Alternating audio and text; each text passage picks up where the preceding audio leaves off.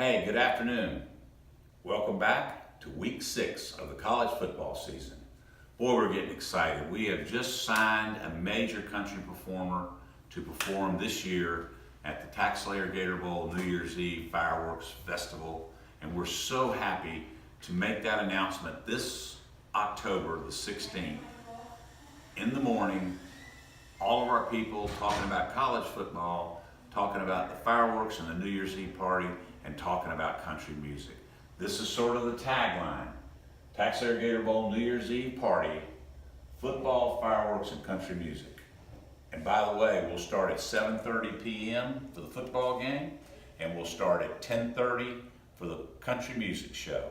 And then of course at midnight, the traditional fireworks and all of the things that go around that. In fact, one of our staff members decided that we would open the gates an hour early, normally 2 hours before kickoff. This time we're going to offer 3 hours before kickoff with an hour of happy hour. So we're very excited about what we're doing this year for our game. We finally pulled it all together. Our board has approved it. Look out, we're going to throw the largest New Year's Eve party in the history of Jacksonville. So we're really excited about that. Now we got to figure out who's going to play in our game. And that's an important next step. In the SEC, Florida got through the Mississippi State gauntlet.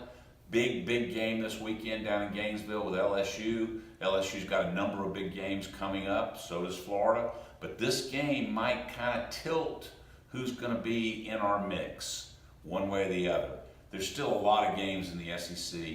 I'm starting to look at maybe, just maybe, we're starting to look at maybe the Florida-South Carolina winner. Is that possible? It sure is. But let's go through the season. You know, we always talk about the end of October being able to really get a clear picture. This weekend in the ACC, Notre Dame, Virginia Tech. That's a big, huge game for both Notre Dame and Virginia Tech. Notre Dame is on track to play in the Final Four and certainly in the New Year's Day 6 if they keep winning, and they seem to have one. I believe after Virginia Tech, Notre Dame has the ability to run the table, which would put them possibly in the Final Four. That's a good thing if Notre Dame plays up, because that means all of those other ACC teams are then in our mix next to Clemson, because Clemson clearly, as long as their quarterback situation stays strong, will clearly play up as the ACC champion and be in the New Year's Day 6 and in the Final Four. So we're starting to get a feel that Ohio State, Alabama, Georgia, Clemson are probably the best teams. If Ohio State's off the board over here, then we'll begin to look at teams like Michigan, Michigan State, Wisconsin on that side. All of those great names, all of those bringing us great TV results. The same thing with the ACC.